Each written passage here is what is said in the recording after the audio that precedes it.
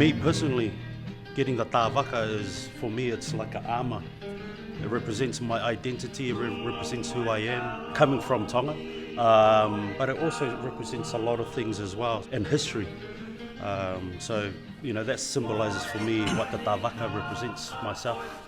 Yeah, and also we, just being on stage, we sing, our own songs, which says keep your culture, so there was no use of us singing keep your culture and we're not doing anything about it. So, this is our way of showing that, we really do mean what we write. The reason why I wanted to get a better was in 2017, I was fortunate to be bestowed the name Tupuola and Si'umu. And I remember the ceremony at my Sauwha'i, and when I was given that name, I wanted to do more. I wanted to get the better or malawhia poromi to show everyone in Si'umu the name. I didn't take it lightly, and I wanted to go beyond, just the name. For me, I actually wanted just to revive the Tongan Vaka. That's what we call it.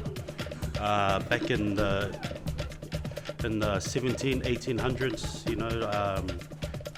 royals, nobles, warriors were tattooed a Vaka, symbolize voyages. Back in the days, the Tongans were, they were Vikings.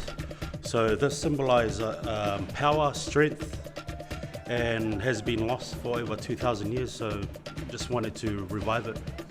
My great-grandmother's father is full Samoan from a village called Malai Malu in Whalealili.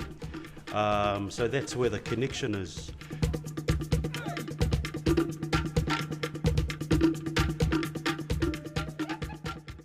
We have identities from, when we get the tā Vaka, Back in the days, they had two designs for siblings. So one will be a ulumotoa, and then his design on his belly will be different from his siblings. And how they used to do it back in the days, so your clan, they would identify the person from his belly button being the eldest of his clan. So that's, just talking about the history, but that's something for me, the reason why I'm proud to wear and have these tattoos, because it tells a story, it tells a story of histories that needs to be revived. Like we talk about modern history, but it's good for us to talk about our own history. So hence the reason why, and this is like a symbol, as you can see, the Tongan belly button tattoo is different from the Samoan. The whole experience has been amazing, like kind of taking it back to we were little kids, because with the protocols we had to sort of, myself and my brother, we had to sort of camp together, and my parents stayed with us from day one up to now. And it kind of remind of, taking it back to when we were, little kids, waking up, sleeping with our parents, next to us. So it's been a special, journey, and also with our friends being here every day from day one up to now. Yeah, and it's, it's not just a physical journey, it's a spiritual one, and yes, and we, as my brother said, it took us back to being little kids. I wake up and my brother's right next to me. We haven't done that in years. So, and my parents, thanks to them, they were with us all the time, and they woke up, made our breakfast and dinner and everything. The pain was next level, but to be honest, that's part of the journey. Enduring that pain, you got to take it with the journey. Without the pain, it doesn't feel special, So,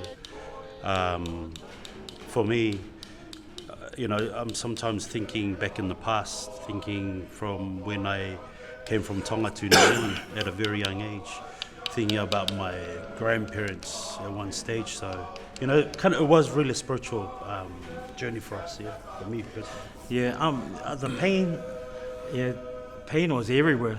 But for me, it was I was fortunate that my brother went on before me, so I got to watch it first, you know. And I know my brother won't try not show weakness in front of me, and then but little did he know I saw it, and so you know it helped me mentally. So when it was my turn, you know, I just remembered the pain he went through, you know, and that made me stronger the next day.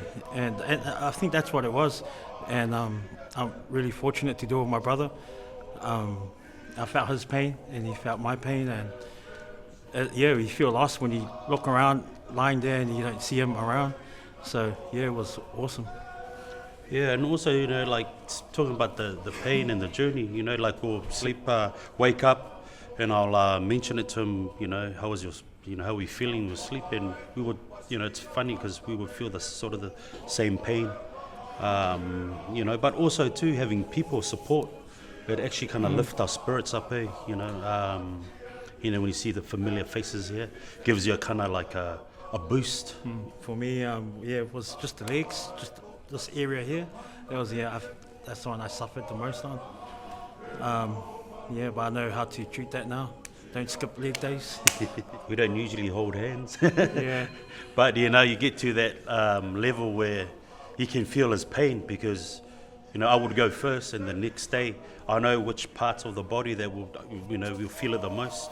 So mainly the arm, the hands, and the feet, you know, because it gets to a certain point and it gets real cold.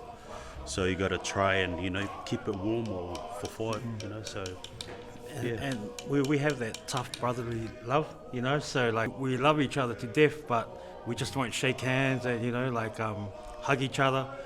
But this whole journey has brought us closer. We're walking, you know, like we're like pretty competitive. When we're walking, I always walk in front of him and try and make my older brother catch up, you know. But you know, it just takes us back to the old days when we were little kids, you know. Basically, learning the Tongan Vaka was very difficult because I had to try and gather a lot of information, and the structure of it also was one of the important things to try and keep original. So because it's been you know, lost for a while, there was no trace of any sort of original Vaka in the recent times. So I had to do a bit of a research on that, and it took a bit of time. The history that goes back with the Tongan Vaka and Samoan Malofia, they used to travel back to Samoa, to the Tufungas, to get the Vaka done, or the Samoan Tufungas used to come to the Kingdom of Tonga to do the Vaka for the Tongan people. So that's the connection there, and it's an honour because it's something. It's pretty much a lost culture sort of thing. So reviving it was very important, and to me, you know, I'm glad that the boys were wanting the Vaka, and it was good to try and bring it back and keep it in the frame where, like, for the next generation to come and carry it on. Yeah, so this is our first ever tattoo. So I remember the first time after my first session, I went to sleep, woke up the next morning, had a shower, and I came out of the shower and I saw myself in the mirror. You know, I actually got a fright, and I looked at myself, and I think I stood there for half an hour, you know, just looking at, you know, the beautiful artwork that Kasala Sanele did, and yeah, we're like super stoked. And I came up, walked back upstairs to my brother, you know, we was just standing there looking at each other's tattoos, and yeah. You know, traveling overseas is something I can be proud of. You know, I can wear high shorts and show my, you know, what I have on my legs and my body. You know, it's for me, it's something that it's even words can't explain. You know, something that I'm really, really proud of. You know, I've never had tattoos, so this is my official biggest tattoo. And I feel like a man now, now that it's completed. For me, it's felt like I've achieved, you know, something real special and meaningful to me. You know, looking at my body, You know, it's, for me, in our Tongan words, we call it kupesi. You know, it's like, you know, it's patterns that mean something to me, you know, as a Tongan identity.